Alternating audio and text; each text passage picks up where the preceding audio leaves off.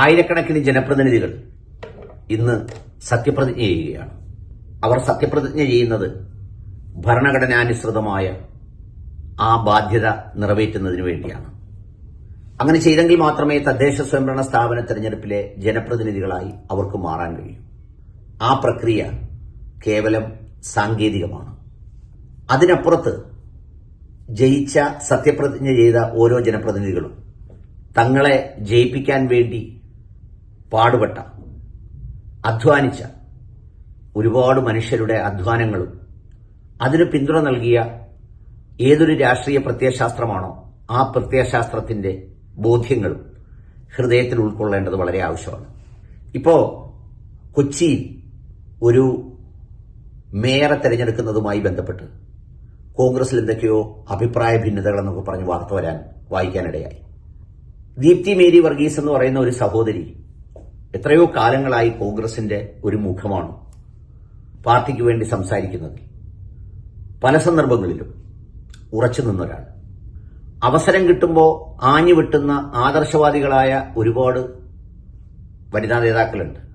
ചിലതിലൊക്കെ മൗനം പാലിക്കുകയും ചിലതിനെ കിട്ടുമ്പോൾ ബഹളം വെക്കുകയും അത് സ്വന്തം പാളയത്തിലുള്ള നേതാക്കൾക്കെതിരെ ആവുമ്പോൾ ആവേശപൂർവ്വം ആദർശം തെളിയിക്കുകയും ചെയ്യുന്നവരുടെ കാലത്ത് അങ്ങനെയല്ലാതെ ഒരു ചട്ടക്കൂടിനുള്ളിൽ ഉൾക്കൊണ്ട് പ്രവർത്തിച്ച ഒരു സഹോദരിയാണ് ദീപ്തി മേരി വർഗീസ്. അകലെ നിന്നാണെങ്കിലും രാഷ്ട്രീയ ചലനങ്ങൾ നോക്കിക്കാണുന്ന, അത്ര ചെറുതല്ലാത്ത രാഷ്ട്രീയ സാമൂഹ്യ ബന്ധങ്ങളൊക്കെ പലയിടങ്ങളിലുമുള്ള ഒരു വ്യക്തി എന്ന നിലയിൽ, ഒരു എളിയവൻ എന്നുള്ള നിലയിൽ യഥാർത്ഥത്തിൽ അവിടുത്തെ മേയർ സ്ഥാനം അലങ്കരിക്കാൻ ഏറ്റവും ഉചിതയായതും ആ സഹോദരി തന്നെയാണ്. അതിനപ്പുറത്ത് സമുദായ സംഘടനകളുടെ, വ്യക്തികളുടെ, ചില ആളുകളുടെ ഈ മിടുക്കും കേമത്തരവും തന്റെ ആളിനെ കൊണ്ടുവരണമെന്നുള്ള വാശിയും അതൊക്കെ ഒട്ടും അഭിലഷണീയമല്ല. അതൊന്നും ഒട്ടും ന്യായമല്ല, ശരിയല്ല എന്നത് കോൺഗ്രസ് നേതാക്കൾ ഓർത്തിരിക്കേണ്ടത് വളരെ അത്യാവശ്യമുള്ള കാര്യമാണ്.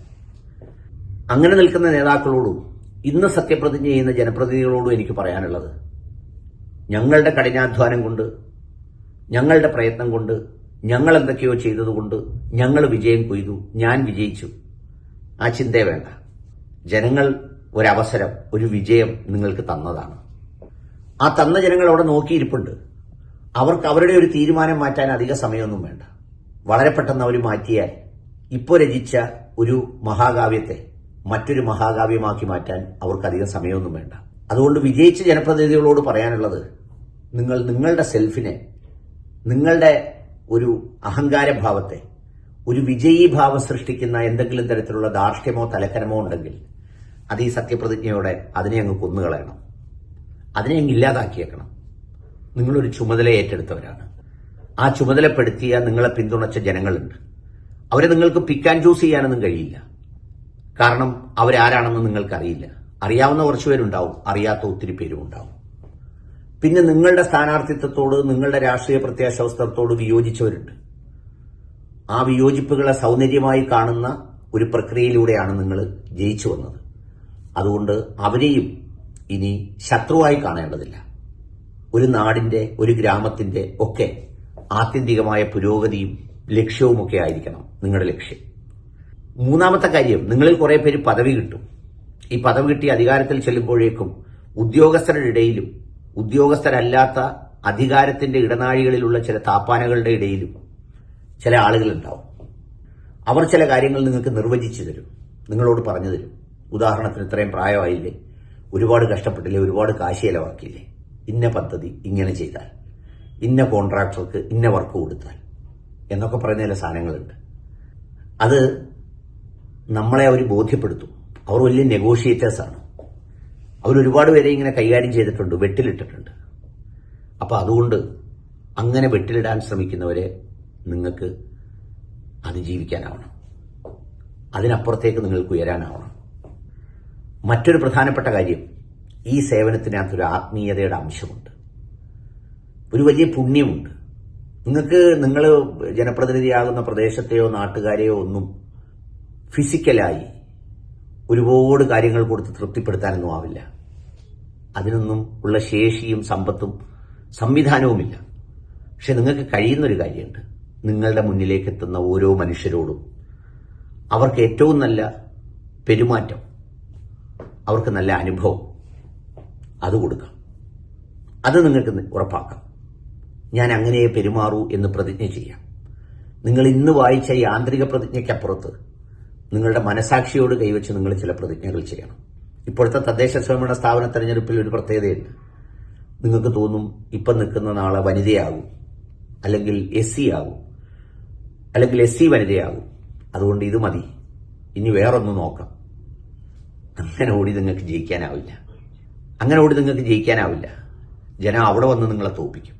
ഈ തെരഞ്ഞെടുപ്പിൽ അങ്ങനെയൊക്കെ കണ്ടതാണ്, ഞാൻ കണ്ടതാണ്. അതൊക്കെ ചിലരെ പണിയാൻ വേണ്ടി ചിലർ പണിഞ്ഞ് കിടത്തി, ചിലത് ഒപ്പിക്കാൻ വേണ്ടി ശ്രമിച്ചപ്പോൾ ജനമെല്ലാം കൂടി അപ്രതീക്ഷിതമായി അവനെ അങ്ങ് പണിഞ്ഞു. അപ്രതീക്ഷിതമായെന്ന് പറയാൻ കാരണം, പ്രതീക്ഷിച്ചത് മഹാവിജയമാണെങ്കിൽ സംഭവിച്ചത് കൂറ്റൻ തോൽവിയാണ്. അങ്ങനെ പണിഞ്ഞുകളെ ഏറ്റവും വലിയ തന്ത്രശാലി ഉടയതമ്പുരാനാണെന്ന് കാണണം. അതുമായി നിങ്ങളുടെ ഈ സേവനങ്ങളെ ഒന്ന് കണക്ട് ചെയ്യണം.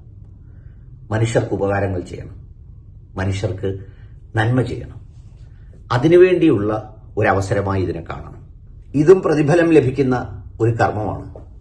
നമ്മൾ സാധാരണയുള്ള പ്രാർത്ഥനകൾക്ക്, നമസ്കാരം, നോമ്പ്, ക്ഷേത്രത്തിൽ പോക്കെന്നൊക്കെ പറയുന്നത്, അതിനൊക്കെ അതിൻ്റെതായ ന്യൂനതകളുണ്ടാവും.